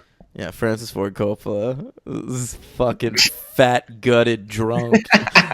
Madonna's too old. She's not fuckable anymore.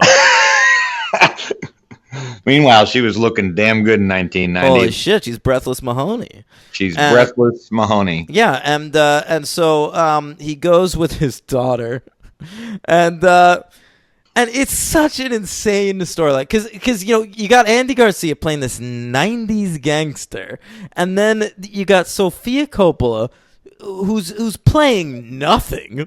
She's just like just dead weight on the screen reading the lines in a flat monotone. Very, very strange. Oh my god. Anytime she has to emote, even when he's like, hey, daughter, be flirty in this scene. I need you to be flirty. Right. She's like, she makes crazy faces. Like it's such an odd performance, and it honestly makes the movie watchable because it's like the only thing going on where it's like it engages me because it's like I don't know what's gonna happen next. Well, I think also it's well, the interesting thing is that there's been hundreds and hundreds and hundreds of bad performances in big movies, but the profile of this movie, this is a very special bad performance, honestly, right. Because Exactly. This is like a worse performance than like Paris Hilton in House of Wax. But it's in The Godfather 3. Yeah, that's why. And no, but it's a combo. It's a combo. It's a special bad performance in a special major film. Exactly. The nepotism going on, just the actively bad acting, as you would say. It's really bizarre. I mean, and the fact that the part she's being asked to play is a girl desperate to fuck her first cousin. Very weird shit. It is just a love affair between these two first cousins. And then, like, Michael meets up with her at one point to, like, dissuade her from fucking her first cousin. And he says, you can't date him. He's dangerous. He's a gangster. And I'm like, that's beside the point, Michael. He does say it later. He says it's wrong. It's finally wrong. Like 3 hours into the movie he says that, but like there's this whole scene early on where it's like, he's a bad boy, you don't want to be with this guy, right? No, it's your very cousin, very odd. Your first, it's not like it's like we're third cousins, whatever, maybe we just won't procreate. No, they're first cousins. Yeah, it's really strange, and it's really strange in that first cousins is close enough where, like, if you catch yourself thinking your first cousin is hot, you're gonna feel weird about it. Yeah, it's kind of strange too that they don't. The movie itself, Coppola, doesn't think anything of it, so he doesn't really give. That's because Coppola has boned everyone in his family. Coppola and Talia Shire have definitely boned. Oh my god. It's from real life experience. It's not so bad, this kissing cousins thing. Yeah, it's just strange. I just think it's one of those weird things, like when you're watching it, it's like as an audience member, you're like not supposed to think anything of it. No, you're really not. Like, it's not presented as a big deal that they're cousins. No, it's just presented where it's like, oh, if she dates him, he's gonna bring her into the dark side. But it's like, dude. Yeah, they could have at least gone for some like, oh, we didn't know that Sonny had adopted a boy many, many years ago, so you're not related in any way. They could have cut like a one line. I thought, because at a certain point we start spending time on Michael reminiscing over his time in Sicily in the first one, and I was starting to think, are they gonna like reverse engineer a way for Sophia to be like the daughter he had with this woman in Sicily? Oh, yeah. And that would make it okay, a little more okay. Right, exactly. Yeah. But all that's doing is setting up them going to Sicily. By the way, there's a section of this movie that is just Al Pacino and Diane Keaton sightseeing. It's true. Yeah. It's like that fucking 15/17 to Paris movie by Clint Eastwood. I felt a little bit sorry for Diane Keaton in this movie because I really liked her in it. At least they let her wear her own wardrobe of brown suits. That was hilarious. That you know what you said that, and I weirdly was thinking the same thing when I was looking at her. I was like, boy, that's 1990 Diane Keaton. That's just how she always looked. That's 2019 Diane Keaton. Watch Baby Boom. She'll have the exact same wardrobe. It's 1977 Diane Keaton. Where's the tie? Yeah. Yeah. But all right, let's get to Joey Zaza and Eli Wallach. Who, me? All right, so I mean, listen. They're interesting little threats to at first. I kind of like Joe Mantegna in this movie. Yeah. It's always a nice reminder that Joe Mantegna can be threatening because he's like a good comedic actor, and so I sometimes think of him more as a comedic actor, but he's a good threat too. And I think of him. I remember House of Games. That's one of his great performances. That's in that great movie. For sure. But I always think of him as like in Airheads or something. But I think of him a lot as what is it, Fat Sal? In The Simpsons? Fuck if I know. Oh, you don't know. Yeah, anyway. He does a voice in that as a gangster. So he's great in this movie, but then they kill him off like halfway through the movie. Yeah, he is dispensed with sooner than I remembered. And there's really no suitable threat for the rest of the movie. Well, I did think it was kind of cool in the way he was like portrayed clearly as some sort of John Gotti figure, because they're saying when they're in that Atlantic City hotel and they all get axed by the helicopter, and they're saying how he's basically like that's a bonkers scene. This is like like that scene. This is a crazy boring movie that like every maybe 15 minutes just has a big spike of violence. Yeah, it's true. I like that scene, and I like the scene where he gets killed. I like that scene too. What's up with the people in Italian parades wearing KKK costumes? I need to look into that because it happens again during the opera at the end. Yeah, it's very odd. I have no idea. It's got to be some old weird religious fucking cult. It's super fucking weird. Yeah, it is weird. I agree. But I like that it's like a retro look at the scene when Don Fanucci's going down for the Holy Parade in Part 2. No, it's cool. It reminded me of The Dark Knight.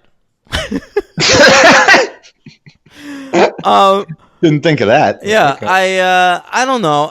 That part was okay. The best bit of violence in this movie, like by far to me, is when those dudes sneak into That's great. Garcia's house. That's great. And he's in there.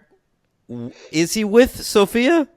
No. He's with Bridget Fonda. He's boned Bridget Fonda, and she gets threatened in his living room, and then he just fucking caps a dude in the face. Just executes. It's awesome, and Andy Garcia is so badass, and then when he kills the one dude, he just like sends Bridget Fonda into the other room, and as she walks past he slaps her in the butt.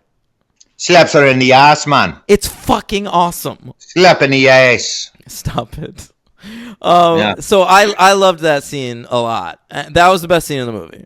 Well, and when him and it's pretty electric in their first sequence together when you get Andy Garcia and Joe Mantegna with Al Pacino, and he wants them to reconcile. The part where he bites him in the ear like fucking Mike Tyson. That part is pretty good. Pre Mike Tyson doing it. Yeah, so, a few years. Yeah, maybe Mike Tyson got the idea from Godfather 3. I'd say that's a definite. Yeah. I could picture Mike Tyson watching this Oh, movie 100%. in his Trump Plaza suite in 1990 with his gold chains and tigers. Yeah, for sure. Yeah. Yeah, so that part's good. I mean, but like for the most part, this movie, I mean, we haven't even talked about like the main plot of this movie is Michael trying to reconcile the family's money with that of the Vatican by like taking over this company in Italy. And there are so many just long, boring scenes of them talking about bank accounts and shit. Yeah, I agree. In the fucking Vatican, and there's the swearing in of the Pope that we have to deal with, and like I just could not care. I agree. It made me wish I was watching The Young Pope. Yeah. If you're gonna have to watch anything happening in the Vatican, The Young Pope is where it's at. Give me The Young Pope. The Young Pope, man. I'll watch Al Pacino wrangle with a kangaroo, I guess. And he can see Diane Keaton on his way. Oh, it's a good point. Yeah. Diane Keaton spent a lot of time in the Vatican. But The Young Pope! Oh, yeah, coming back soon. All right. So, yeah, I mean, anything in Italy in this movie, I fucking hated. I liked the flashbacks to the other movies. I thought they were cool. What, you just like them because you're watching this boring movie, and then they Maybe. show scenes from a movie you like. Yeah, maybe. What did you think of him confessing? That sucks. Do you think he shouldn't have done? You think that'd be out of character, Yes. or have we just lost? So supposedly Pacino disagreed with this choice to have Really? Yeah, to have Michael sort of admit to the horrible things he's done and see them as being horrible and regret killing Fredo. Pacino thought Michael would die feeling no remorse for anything he's done, and I'm kind of with Pacino. Yeah, I think I'm in the middle there. I think he would die feeling remorse, but part of the reason he's a great character is that he never expresses his remorse. Right. So, You're probably right. To just lay it out. I mean, and it's just such an obvious device, the confession. and then there's this weird throwaway where, like, right in the beginning, Diane Keaton tells Pacino that she and their kids know that he had Fredo murdered. And then at the end of the movie, fucking Connie tells him that it's so terrible what you've had to endure with Fredo drowning. And I'm like, wait, Connie doesn't know that he killed Fredo? A lot of that, but I feel like only Diane Keaton knows. Because there's also the scene where Sofia Coppola goes to her dad, goes to Andy Garcia, and she's like, I've heard rumors that my dad had Fredo killed. Is that true? and Andy Garcia goes like, no, babe. It's just no, cuz. That's true. It's just rumors. It's stories. Or maybe Connie also is just in denial. You know, she's become hardened. That's possible. I thought Talia Shire was pretty good in this movie. I agree. And I think one of the things this movie could have really kicked ass on is if they didn't give this transitional power to Andy Garcia, but made like Connie Corleone the new Dawn. How would that have been? That might have been interesting, but Francis Ford Coppola has no time for the opposite sex. Correct. Yeah. Would have never happened. Yeah. So, yeah, but whatever. She's good in what she's given to do. I kind of like her playing the sort of loyal foot soldier in this one for once. I agree. Having sort of been the wild out there one in the previous two movies. I agree. Yeah. Anyway, so it ends with Sophia getting murdered. Well, there's that long sequence of the opera, which just takes for goddamn ever. I paused it like 4 times. And they're coming out of the opera, and everyone's happy, and Sophia gets murdered, and Sophia's death scene. Oh my god, rough. I would play that on a loop, just like at a party. Like her getting shot, staring at her chest and She's falling. so funny in that. She's so funny. Yeah, it's bad. It's bad because it's almost like having a bad player on a sports team where it's like she brings everybody down, unfortunately. It's so funny too. Like there are scenes in this movie where like she has to. It's like a one-on-one acting off with like Al Pacino. I know. And she's just like has no business. She has no idea what to do. Well, you know that like there's many stories in film folklore, and the sports analogy works again where like if you're not pulling your weight, somebody usually says something to you, but because she's Coppola's daughter, probably nobody had the balls, right? I mean, she should have been fucking what's that guy? Back to the Future. Who was Eric Stoltz? She should have been Stoltz. Yeah. I mean, somebody should have just kind of pulled her aside, or Pacino. Well, supposedly there were rumblings on set that people were not happy, but friends, you can't argue with the boss. What did Joe Mantegna say to her? She didn't say anything to her. I want to know what he said. Listen, I don't think this girl is. I can't do it anymore. I don't think it's working out with this broad. You know. Yeah. That's good. Thanks. So she dies, and there is that pretty good shot of Michael screaming. I think Pacino's good in that moment. But then of course they cut away to like him like putting her head on the ground, and like her head just goes like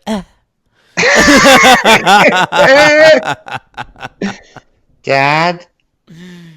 Yeah. Dad, Am I still dead? Am I still dead in the scene? And by dad, I don't know if I meant Coppola or Pacino, whoever she's talking to, but whichever. She's probably fucking both of them. No, that's me. Sofia Coppola has turned into an actual filmmaker. I agree. In her own right. I only really like one of her movies, but I like quite a few. Most people do. But you know, she's a legitimate filmmaker. And at the time, she was young. She was 19 when she made this movie. Right. And she was floundering. She was a model, and she was friends with like Sonic Youth and shit. And she was. I know. That was what she was doing. And she's just like asked to be in this movie, and she didn't say no to her dad. Right. And she sucks. but she's great, but she sucks. Right. Yeah. No, I hear you. So she dies, and that should have been the end of the movie, I think. But we have to see Michael die, I guess, because this is 6 feet under for some reason, and so we cut forward in time, and we see him just like pass out in a chair. Yeah, and that's the end of the movie. Which is another blown opportunity, but you know, Brando's death sequence in The Godfather is so legendary and monumental that like if you're gonna try to make Michael have a death scene, I feel like that should. You don't need to show him die. To me, like when Sophia dies, that he dies. Like that's right. The real death of Michael. Like I thought that would have been interesting if the movie was actually called The Death of Michael Corleone, and then we don't see him die. Like the death of Michael Corleone is when his daughter way too dies. Much thought going on there. But no, we just have to see him like fall off a chair. Yeah, a couple of cute dogs running around him. There's some cute animals in this movie. There's cute some lambs at one point. Anyway, we get some plugs for taking care of yourself if you have diabetes. So that was an important help. Yeah, what is up? He has like ends up in the hospital at one point in this movie because he like has diabetic shock.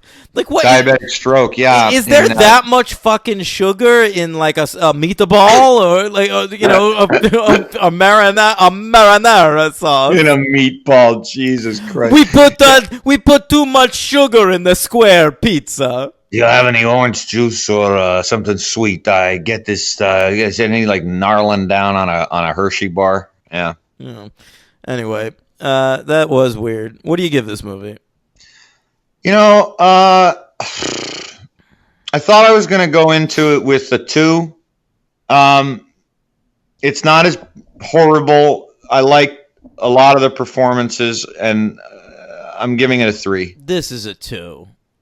So you stuck with a 2. You didn't go 1. This is a 2. I gave Pet Sematary 2 a 2, and this is as good as that.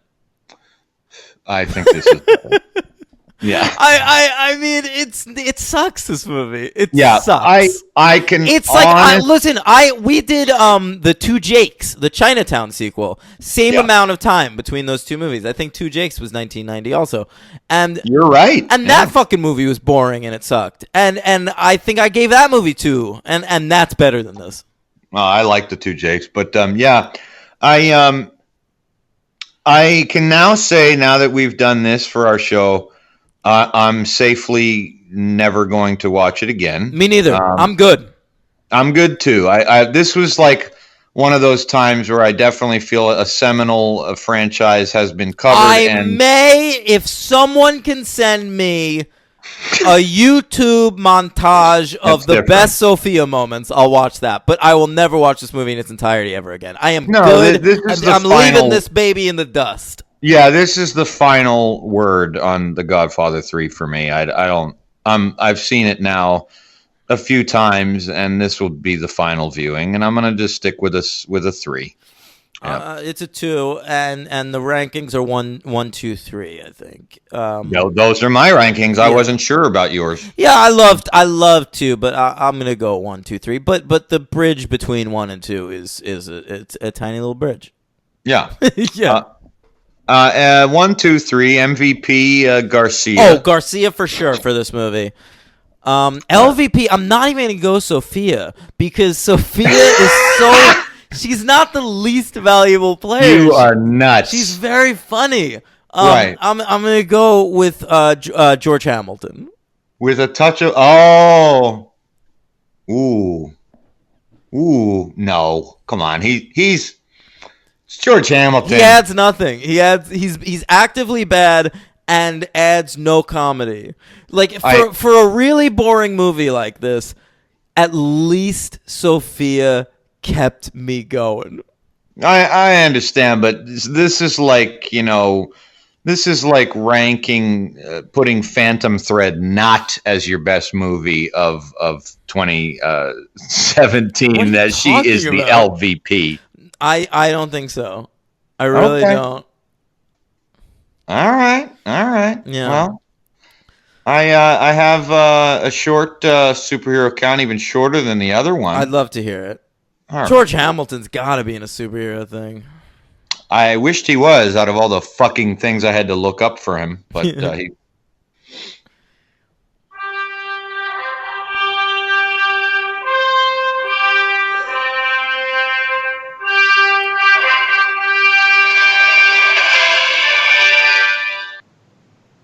Joe Mantegna was in Justice League: The New Frontier. Okay. Playing character named Crooner. Oh, sure. I bet he was probably sang a tune. Yeah, probably sang a little tune. And this one was great because it actually shocked me of the character. Eli Wallach was in the Batman TV show, but guess which major Batman villain he played twice? On the 60s TV show? Yeah. What villain? You gotta guess. Eli Wallach? Major villain. We've covered him on this show. It's Two-Face? No, Two-Face wasn't in that show. No. I don't know, the Riddler? No. Who was it? Mr. Freeze. Oh, that's it. I can see that. Pretty good. I can't. Okay. Yeah. All right. So is that it? That's it. Fucking great. We did it. The Godfather in the books.